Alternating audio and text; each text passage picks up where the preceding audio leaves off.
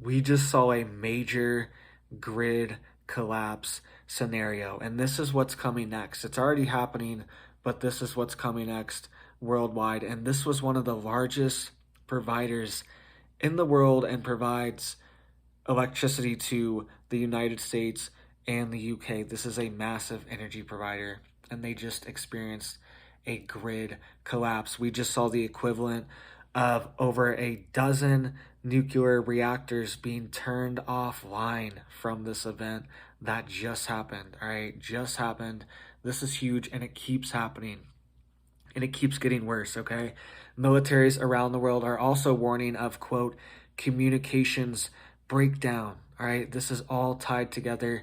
We are seeing a reset of our electricity grid and our communications grid. All right, the internet will be reset and the electricity grid will be reset. All right, we are going to dive into all this stuff, but you need to get prepared now for this winter. All right, get your gas cans stocked up, get your generators, get your wood stove, get your cords of wood stocked up, right?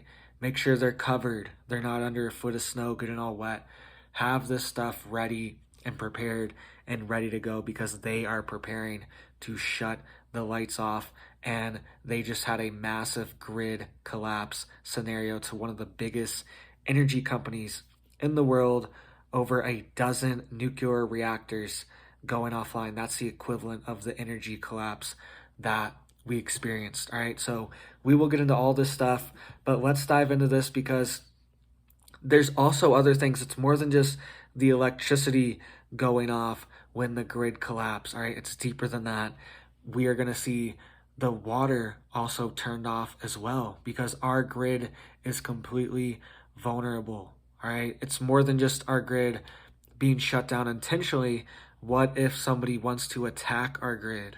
All right, what if somebody wants to purposely go after our grid? All right, so let's get into all these stories, and then we'll get into the big stuff, because this is what could happen to make this even worse, this grid collapse scenario that happened. All right, so two are rescued after a small plane crashes in the power lines in Maryland, knocking out power to thousands. All right, this isn't even the major grid collapse. This is just an example of how vulnerable our grid is. Somebody could easily fly a small plane into a major grid section, and knock out power to massive amounts of the US or any other country. All right, it's extremely vulnerable. These things are wide open. These transfer stations are wide open. They might have some fence around them, but they're completely open and vulnerable, and they need to be fortified. All right, and they need to be updated as well. So two people have been rescued after a small plane crashed into a power line tower in Maryland, leaving the two occupants dangling about 100 feet in the air for hours. The crash knocked out power to thousands of people in the area for much of the evening. A single-engine plane crashed into a Pepco tower near Montgomery County Air Park in Gaithersburg, Maryland, around 5:40 p.m. local time Sunday, according to the FAA. The crash led to, quote, widespread power outages and road closures nearby. Regional power company Pepco said the crash had affected approximately 85,000 customers, but before 2 a.m., they got the power back on to most of their customers. All right, so this plane crashing into these towers knocked out power for 85,000 people in Maryland. And this is even the big one. All right, this isn't the big story. This is just an example to show how vulnerable our grid is in multiple different ways. All right, it's being shut down intentionally on purpose, but there's also could be bad actors that could just knock out our grid this way too. All right, this is happening overseas. The grid is being targeted with missiles, right? It's being wiped out, and there are massive blackouts over there. We could see similar things here. We could see the grid targeted here. It doesn't have to be missiles. We could just see bad actors, all right? It could just be people sabotaging the grid in certain areas, all right? So it's just an example of how vulnerable things are. And even just a fluke like this, 85,000 people have their power knocked out. And it could have been cold. Thankfully, they got it on by 2 a.m. They said most people's power. But you never know. You never know how long these things could go out for. I've been in situations for hurricanes for Florida where my power was out for weeks, right? Almost a month. It was around 3 weeks. Our power was out, right? So, and I was a kid, so it didn't seem that bad, but it gets to you, you know? We went to a hotel a couple nights just to shower and have hot water, things like this, because our power was out. Thankfully, we did have water to our house still because the pumps were working. But what if the pumps are out? This is what happened in Houston. All right, so let's get into this Houston story here because this is a major city in the United States, one of the biggest cities in the United States. I think it's top five. It's definitely top 10, 100% top 10. Oh no, it's the fourth largest right there. It is top five, fourth largest city in the US. And they had their water supply knocked out, right? Because the pumps weren't working. So, and they had a power outage. So Houston scrambles to fix water supply after failures force closures. Millions of residents in the county's fourth largest city had to boil tap water. Monday, businesses and schools were forced to close, and elective surgeries were postponed with no relief expected until at least Tuesday at the earliest, following a weekend power outage at the city's water purification site. All right. This happened. This is exactly what happened. What even worse in Jackson, Mississippi, where they had a massive water pump failure at their main pump houses, and nobody was even getting any water to their house. At least they're still getting water here in Houston, but it seems like the power outage at the purification site caused pump failure and their other equipment failure there. So the water's not being purified there, right? So at least they're still getting water, but in Jackson, Mississippi, they even called out the National Guard because nobody was getting water to their house for months. This went on for months, I think 3+ months. It might still even be going on. I haven't checked on it in a few months, but it went on for months. They called out the National Guard, and the water was shut off because there was major pump failures, and they couldn't get these pumps replaced. They couldn't get the right pumps that they needed, and nobody had water, right? What if the power goes out and the pumps aren't working? This is what keeps pressure to your house to keep the water on. What if these pumps aren't working? What if there's a failure? And what if you're not getting water to your house, right? Because it's one thing to think about electricity. What about water too? Especially in the winter, you can't just use your life straw and drink a stream or a lake if it's frozen, right? It's a lot more complex. You need to have stored water, right? That's one of the biggest things. Because, yeah, I have life straws. I have the Sawyer Mini. I've tested them out. I've drank out of streams and little ponds and everything with it. But right now, those are all frozen over. There's tons of snow on the ground. So you'd have to use way more energy to get this water. What would you do in this survival scenario? You need to have water inside of your house already, water stored inside of your house, even if it's just tap water stored in old gallon jugs, old milk jugs, or whatever. This could go a long way. You can purify it yourself with iodine tablets or iodine drops, or even little drops of bleach, right? Don't look into this yourself, right? That's what I've read, I've experienced, right? Don't quote me on that. Don't do that or anything. I've just seen my experience. These are things that you can do that I could do, right? So look into this stuff. Have water stored up and have a way to keep it warm, keep it insulated, right? Because if the power is out, your house is going to get really cold. The water, if you leave a water bottle in my truck, it's going to freeze overnight right now. It'll freeze overnight. So have that could be your house in a power outage scenario. So have a place to store your water too where it's insulated, right? Maybe store it under your bed or something, or at least insulate it with blankets and clothes and things like that. Keep it in a high traffic area where you're going to be, and have, close off all the doors of places you're not using. Try to only really use one room to keep the heat in it, unless you need to go out to your kitchen or things like that. Try to keep the heat in a single room. Try to keep everyone together. All right. So the water closures, it required over 200,000 students to stay home too, and 276 schools were closed. All right. So this affects everything. This affects everything. The power goes out, the water goes out. It's so easy. There's this saying that they don't even have to take anything. They don't have to take any weapons or take any food or take any resources. All they have to do for the real collapse is to just turn the water off. All right, turn the power off, turn the water off, and collapse will start. Collapse will begin. All right, and that's not 100% true, but it's definitely partially true that it's one of the main things that they can just turn the water off at any moment, turn the grid off, turn the power off, and we could be screwed.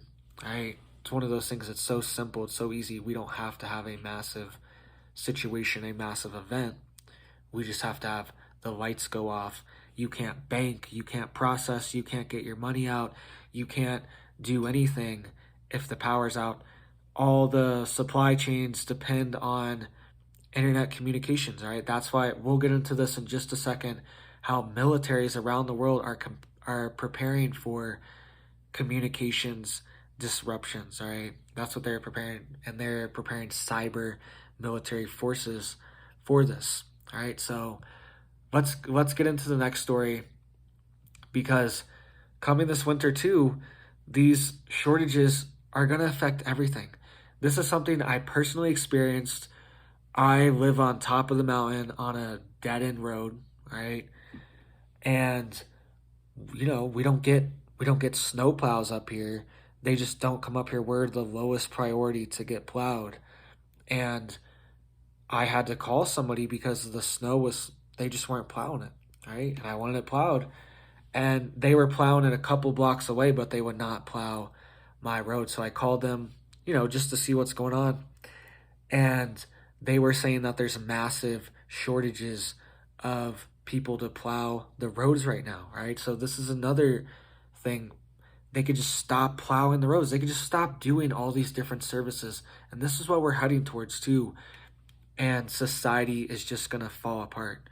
All right, what are people going to do? How are people going to get to work? How are people going to... I know some people will be okay, but it's one of these things where society will fall apart if one of these simple things doesn't happen, just plowing the roads or having water, having electricity, having propane, all these simple things shut down.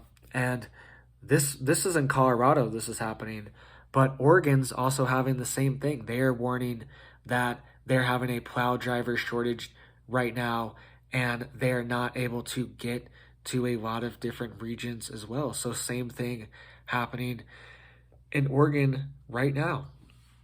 All right, so the Oregon Department of Transportation said it's bracing for impact because they're having major winter weather alerts. All right, their season's starting up. They're getting a ton of snow, but they're also saying we're seeing a decline in trained operators.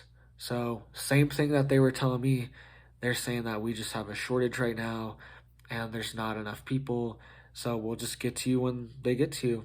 And they just weren't even able to get to it, right? This was a couple weeks ago, and then there was another time where they did clear it, right? After it actually did snow some more. So it's just one of these things. You might just have to wait. You might be snowed in.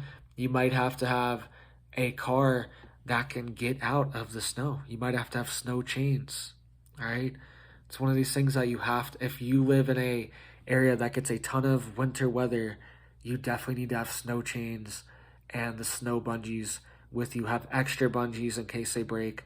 Have extra snow chains in case they break as well too. All right, they could save your life one day. Make sure you have those with you in case you get stuck. You never know, especially out west, Colorado.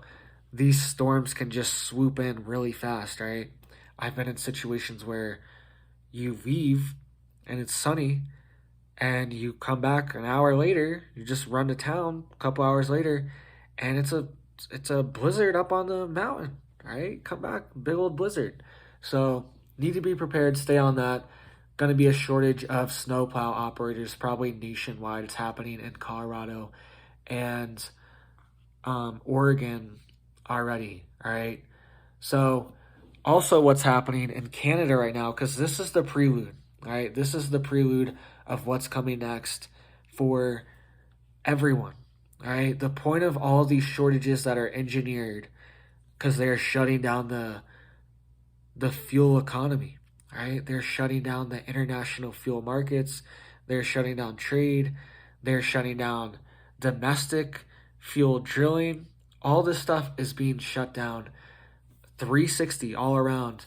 And this is what comes next, right? So the next phase is carbon credits, carbon taxes, all right? So Ottawa to impose federal carbon fuel charge on 3 new Atlantic provinces. So if you were in Canada, get prepared for an even bigger fuel price, right? Because they are implementing carbon fuel charges on your gas. This is what it's going to be like this for everything. It starts with the gas, and it's going to be everything. Everything is derivative of fossil fuels. Your phone or your computer that you're watching this on, your TV, the plastics in it are derivative of fossil fuels. Everything in it that you touch essentially has fossil fuels in it in one way or another. And that's the scheme, that's the goal, is it's all going to be taxed. So Canada's federal carbon fuel charge will apply to 3 new Atlantic provinces next year, including Newfoundland, Labrador, Nova Scotia, and Prince Edward Island, after they failed to put forward consumer carbon levies that meet Ottawa's latest climate benchmarks. So they just set these arbitrary benchmarks, and you just have to abide by them by this certain date or time. Doesn't matter what the effects are to you or the economy or the consumers. Doesn't matter. These arbitrary rules are set out, and you are going to pay more in taxes. And essentially everything you do is going to be tracked, traced, monitored, and have a carbon credit system attached to it.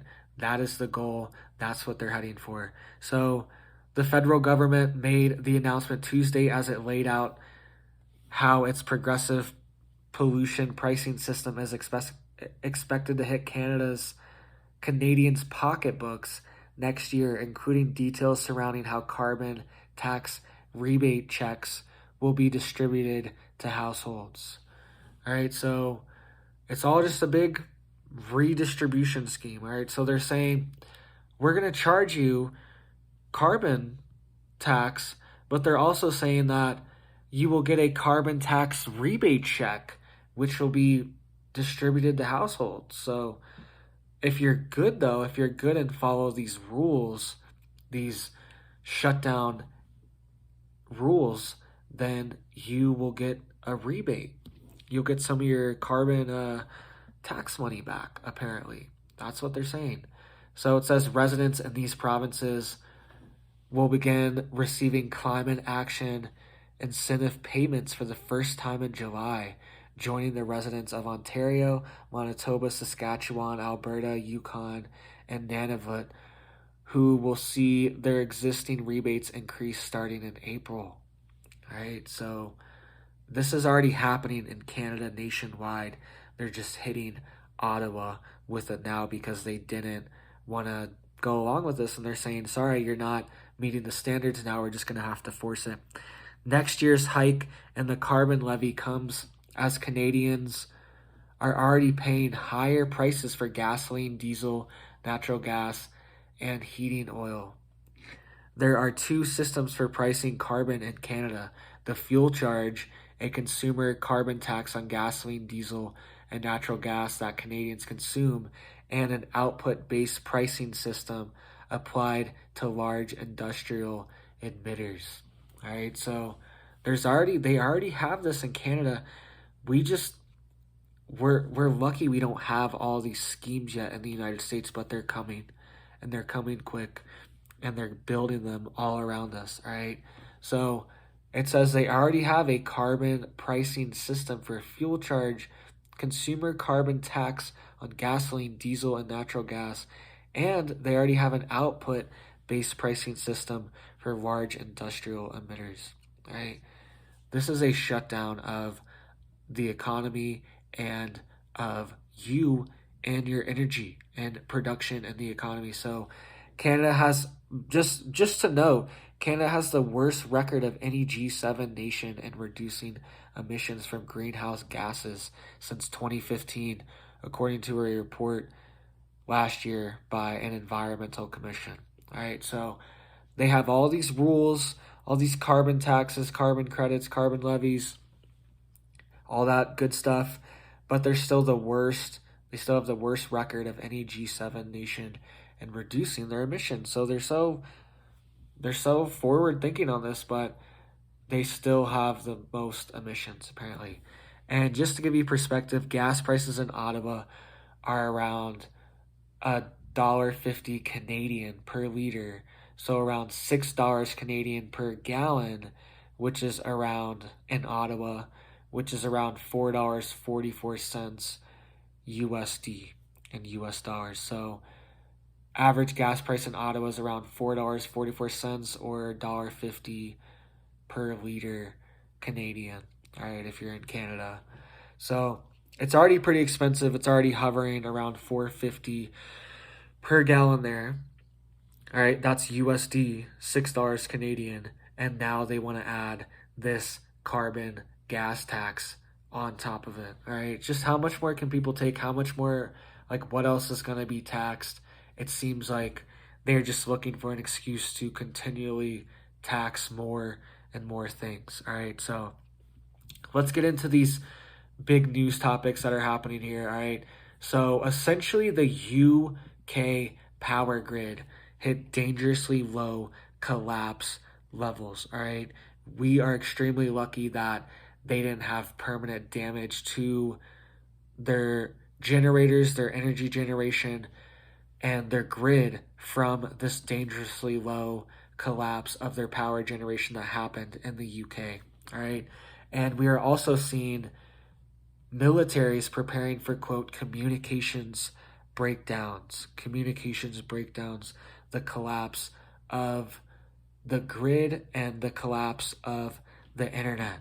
All right, so militaries like Taiwan, all right, and Singapore are preparing for their internet cables to be cut.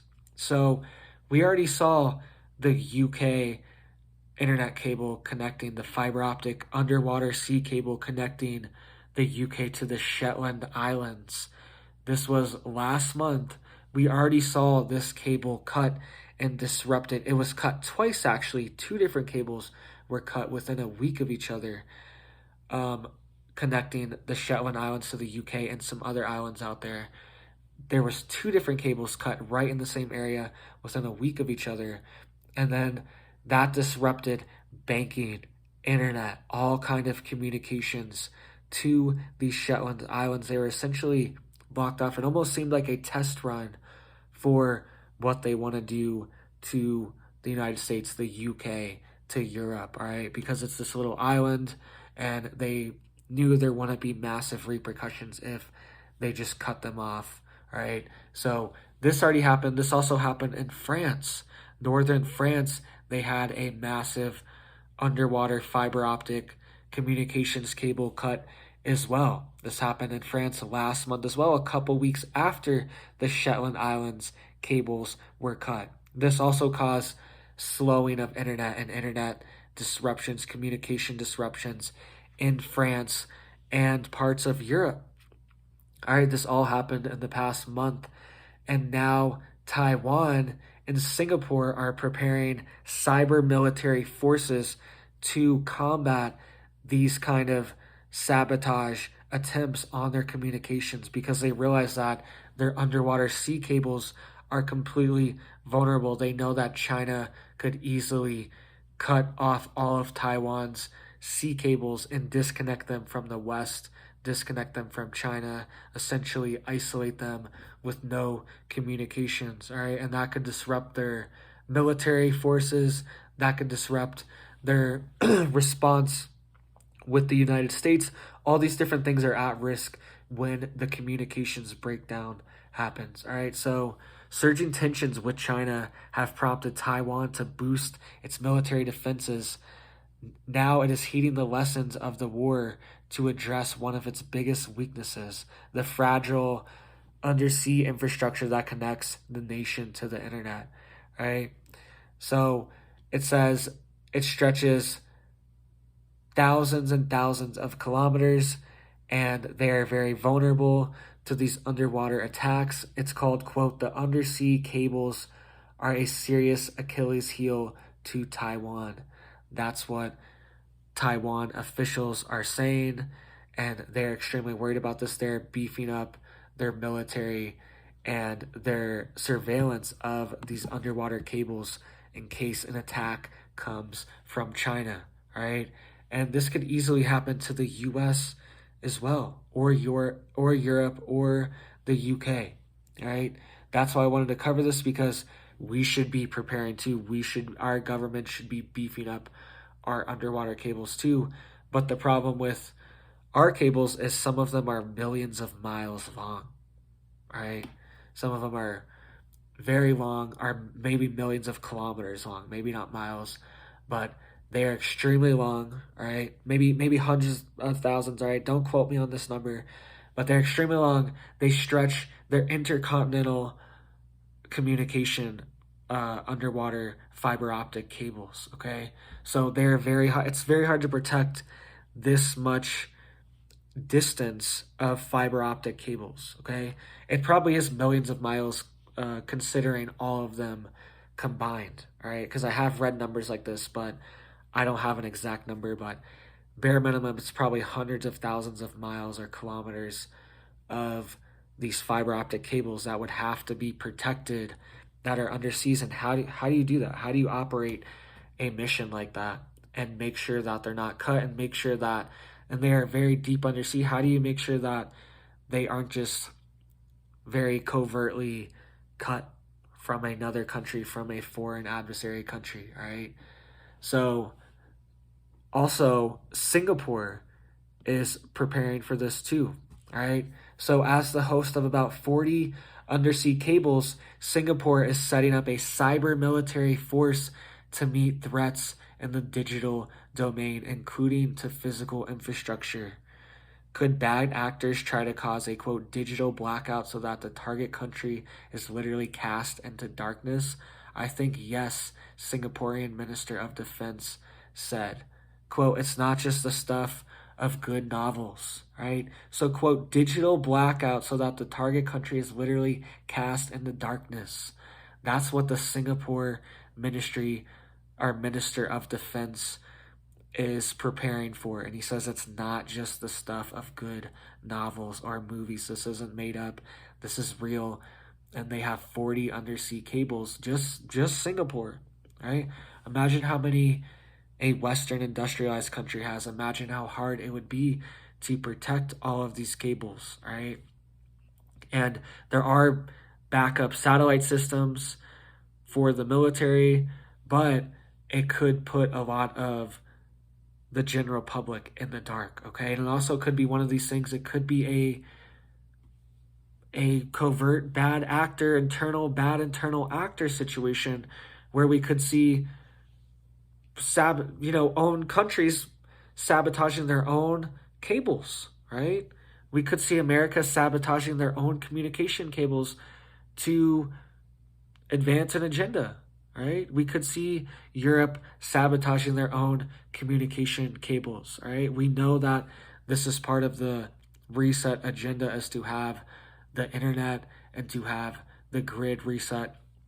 Klaus Schwab even said in a speech a few years ago, he was saying the next big thing is going to be a cyber pandemic. Cyber pandemic. That's what he said. That's the word that he used. And he was saying that it's going to be even worse. He said, what we saw before is going to be nothing compared to what comes next. And he said, what is coming next is a cyber pandemic. All right, so big things are coming, guys. Get prepared. Quote, digital blackouts. So the countries are cast into darkness. That's what the Singaporean Minister of Defense is warning of, and he's preparing a cyber military force to meet these threats. Taiwan is also preparing similar things, okay? In response to the increasing threat, Taiwan in this year is starting to incorporate communications breakdowns into its frequent war drills.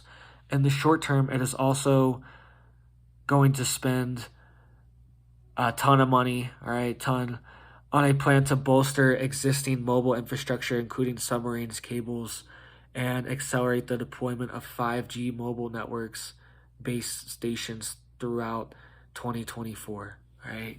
So they are incorporating communications breakdowns into their frequent war drills.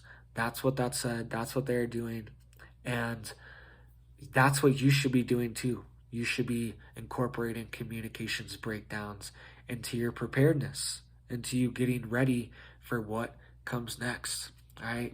So let's dive into what's happening in the UK, because it's absolutely a disaster. And this is a massive energy company that provides energy for the US as well, provides energy for the New York region and New England region as well. All right. So this could hit the US, and this is going to hit the US with other companies as well, not just this company. So the national grid had a massive collapse in energy generation, and it put their grid at massive risk just over the weekend. All right.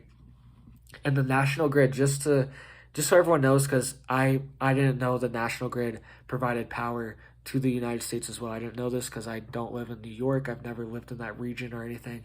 So the national grid is a multinational electric and gas utility provider providing services to the UK and parts of northeastern US. In New York City, National Grid provides gas services to Brooklyn, Staten Island, and most of Queens, including the Rockaways. All right, so they provide power to the UK and the Northeast US. All right, this is a massive energy provider, and they had a collapse in power grid generation. So here's the article, and there's a couple different articles here, but it was the equivalent of over a dozen nuclear power plants went offline. So wind energy generation in the UK hits dangerously low levels, right? So this tweet by Bloomberg's Javier Blas suggests that this may not be the wisest allocation of capital. Over the last 40 hours, the UK wind power industry has swung from producing 16.4 gigawatts to generating 0.4 gigawatts. So the UK wind power industry has swung from producing 16.4 gigawatts within 40 hours. Within less than 2 days, it swung from 16.4 to 0.4 gigawatts. That is massive.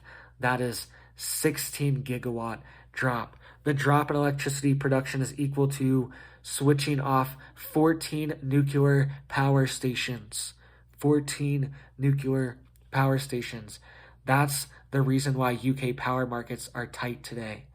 All right, so they had no wind. There was no wind generation, right? There was no wind production out on the ocean from these wind farms, right? And also on the land. They have them on the land too. And it went from 16.4 to 0.4. It's like turning off 14 nuclear power stations. That is insane. That is unsustainable. And that is extremely dangerous.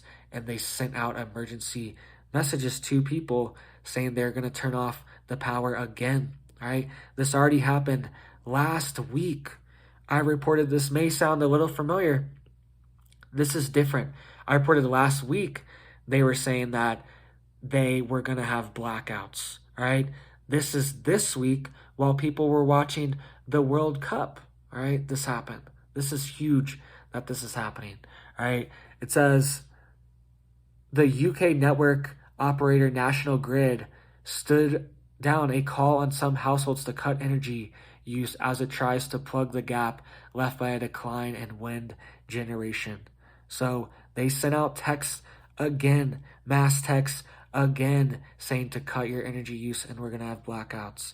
All right. It says power prices surged with some hourly contracts for Tuesday almost quadrupling compared to a week ago, as wind generation is set to fall away to almost nothing.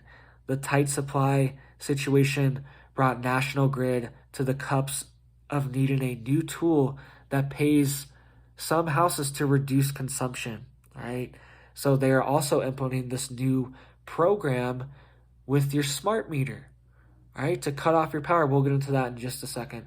National Grid is also issued a warning that its buffer of spare capacity will narrow this evening, flagging that the grid is struggling to match demand with enough supply.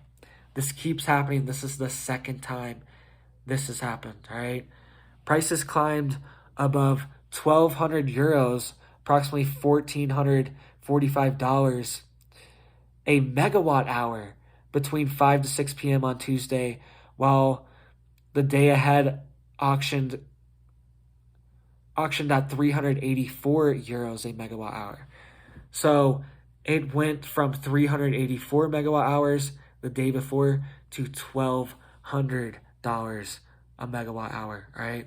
Almost a quadrupling in price, right? Over a tripling in price. The highest since August 31st, all right? So this is happening, guys, and we are seeing real-time results, energy prices spiking, and that's going to go to you. They're going to calculate that energy price spike at that exact time.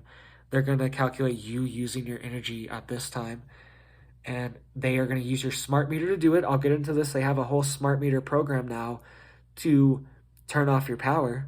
The National Grid does, and they're starting to implement it. They want to implement it for this exact reason. And they're going to do this, and they're going to charge you more when they are getting charged more as well, because they're going to know exactly how much power you are using at that moment, and you are going to get prorated for it. All right. So, and they were trying to blame this on the World Cup at first. This is what they're trying to blame it on.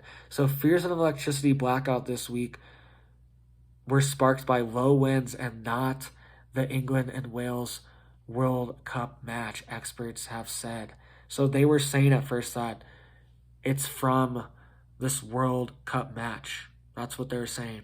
So the National Grid yesterday called off a plan to activate an emergency initiative to pay customers to use less energy at peak times to help ration energy supplies, right? So they were about to do this. They were about to have this emergency initiative, and this already happens in the United States. It's not like we have to wait because it's happening in Europe. Colorado, over the summer, turned off tons of people's air conditionings with smart thermostats, and they turned them off because there was a power surge on the grid. This already happened in Colorado. This happens in the United States. California does similar things as well, all right? So the electricity systems operator had earlier suggested it was ready to start tonight. This was Tuesday, when millions will watch the World Cup amid fears that fans gathering around the TV screens would lead to a surge in demand. But analysis say forecasts of lower temperatures leading to less wind power generation and imports from France was responsible for causing fears over low margins between the supply and demand. All right, so they're trying to blame it on you watching your TV, watching the World Cup, right? I don't watch the World Cup, but if you do, that's great. That's fine. I don't really watch any sports, honestly, but I get it. I've played sports. I used to play a ton of sports. I just don't have time. I honestly just don't have time for it. But they're trying to blame you. You're just watching a sports game, just watching a show, and they're trying to say it's your fault and you're going to cause the surge because a ton of people have their TV on and want to watch the game. This is absolutely absurd, all right? And it says the utility company is planning a first ever live run of its demand flexibility service from tomorrow, okay? So demand flexibility service, that's what their little service is called, to use your smart meter to shut off your power, all right? Demand flexibility service. I'm not sure. It sounds kind of dystopian. Are they demanding flexibility or from you? I'm not really sure the name of this program is named great, marketed well, but that's what it's called. The National Grid says the new scheme to reward households for cutting consumption at peak times is vital to stave off the risk of power cuts in the future. Other measures include requiring manufacturers to shut down temporarily and turning down the voltage in the grid, dimming the nation's lights and brownouts. This is crazy, man. This is crazy. Other measures, I'm just going to reread it. Other measures include requiring manufacturers to shut down temporarily and turning down the voltage in the grid, dimming the nation's lights, and quote, brownouts. This is part of their agenda. This is their plan. Demand flexibility. This is what's happening, all right? This is crazy that this is being implemented, and they can even shut down, requires manufacturing to shut down, and requires the dimming of the nation's lights, brownouts, right? The new scheme to protect electricity supplies run by the National Grid Electricity Systems Operator is called the Demand Flexibility Service. In effect, it pays households to reduce their electricity at periods of peak demand when supplies are tight. Households must sign up and have a smart meter to get their payments. So you gotta have your smart meter if you want to get paid, right? Or they're just gonna do it. They're just gonna shut it off. So you might as well just sign up and get your smart meter so you can get paid. You get paid to turn off your lights. Just to, imagine how dystopian of a world we're living in when the electricity company is paying you to turn off your power. Something's not right. Something's wrong. Something's completely backwards and upside down when that's happening. They are paying you to turn off your lights. When does that ever happen in history? When does that ever happen? It's like when these banks have negative interest rates and things. It's just, this is insane. Something's wrong. Something's going on, right? And they are paying you to turn off your lights, and they're acting like, hey, it's good, but it's gonna be by force, right? And they keep warning people in the UK that it's coming. So last year's wind generation accounted for more than 20% of the country's electricity generation mix. At the same time, electricity imports via a cable under the channel from nuclear power stations in France are below expectations. All right, so wind energy accounts for 20% of UK's electricity, and it's completely unreliable and subject to weather events. How can we have a reliable energy grid that's subject to the weather producing hot temperatures or cold temperatures or sunlight or wind? Or these things are good to have a bonus to have on top to bring energy prices down, hopefully. Haven't seen that yet, but having 20% of your country's electricity generation in wind, that can go from 16.4 gigawatts to 0.4 gigawatts within 40 hours, within less than 2 days, is dangerous and scary. And you need to get prepared. You need to have your own energy generation because they are shutting us down on purpose, right? So I thought this was interesting too. A number of UK's coal-fired power plants have been kept online to help make up for the gaps in supply. But this is at odds with the commitments made at the COP26 conference last year. So, oh no, they are keeping their dirty coal-fired power plants online so they don't have blackouts and don't freeze. And they agreed. They said that they would shut these power plants off last year, and they're not doing it. So I don't know. They're probably going to get in trouble, big trouble with Klaus Schwab next time they see him, all right? Next time UK Prime Minister heads over there, goes to the COP or to the WF or whatever, then he's going to be in big trouble. You didn't shut off enough of your coal power plants. We're not satisfied, all right? So let me know what you think about this. This is an agenda to shut down our power and energy production in the United States, all right? You need to get prepared. You need to get stocked up. You need to have a wood stove. You need to have a generator. You need to have some kind of solar, even if it's small.